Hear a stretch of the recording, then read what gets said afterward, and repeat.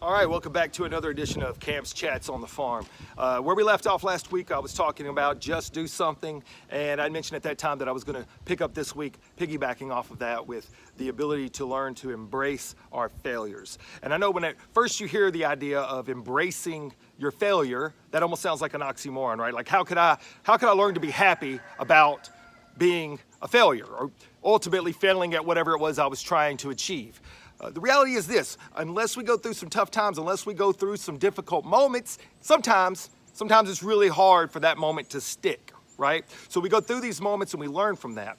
And each time you fail, each time you go out there and you try something and you fail at it, hopefully you're learning your lessons. Hopefully you're not repeating those same mistakes. And hopefully that moment is starting to cause you to grow and become stronger.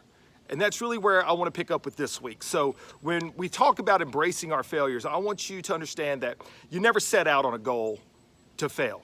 That should never be the idea, is that I'm going to try this and now I'm going to fail and then I'll be better. No, the goal should always be to be successful in the first round. But the reality is this: the more difficult and the more challenging that goal is, the more likely that you will face some setbacks, the more likelihood that you will not go about it the right way the first time. I mean, nobody writes a paper and on their first draft it's turned in and it's made an A usually. There are exceptions.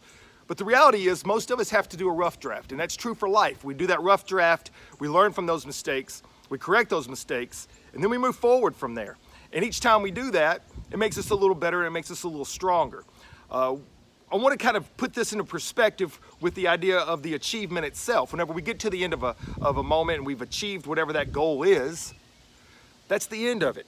That's not where we learn from anything. That's just a reflective moment of the journey. And I know you've heard this before, but the journey is where the prize is. And that's no different in life. That's no different than any goal. Your journey to that point of achievement is the true prize. And you have to learn to look at things that way. You have to see the moment as the journey being the prize. And it takes a little bit of an adjustment, right? So you have to have balance. You have to be able to allow yourself to reevaluate, slow things down, think about what it is that you've done, what it is that sets you where you are, and how are you going to move forward from that moment there. And one of the things that I've learned also is by others watching me struggle, because believe me, I have failed more times than I've ever tried to succeed at something. I have failed multiple times at things. People seeing me make it through those moments of failure and come out the other side okay gives others strength to be willing to risk that same failure. And the more that you fail, the more willing you are to take those risks. And I think for me, that's part of the prize. It's not just the journey, but it's being able to encourage others to go after that goal, whatever it is, rather than be fearful of the possibilities of their failure. I want to conclude this week with just the idea that some of the greatest achievements and some of the greatest individuals to achieve things in life always were met with great adversity, with lots of obstacles. The great T.S. Eliot once said, "Only those that are willing to risk going too far will ever find out how far they can go." And I think that is so true. And one of those things that you have to be able to do is to be able to allow yourself to embrace your failure. I want to use Michael Jordan as my concluding comment here. The great Michael Jordan, basketball legend, if you will, it was quoted as saying that he had taken and missed over 9,000 shots in his lifetime. He had lost in the neighborhood of 300 games. And 26 different times the game was left up to him to take the game-winning shot. And he missed.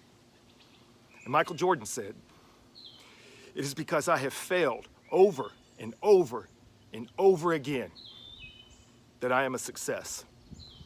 And once you have that mentality, once you allow yourself to be vulnerable, to be weak, and to fall down, but get back up, that's when you're going to see true success. I hope this week helps you out.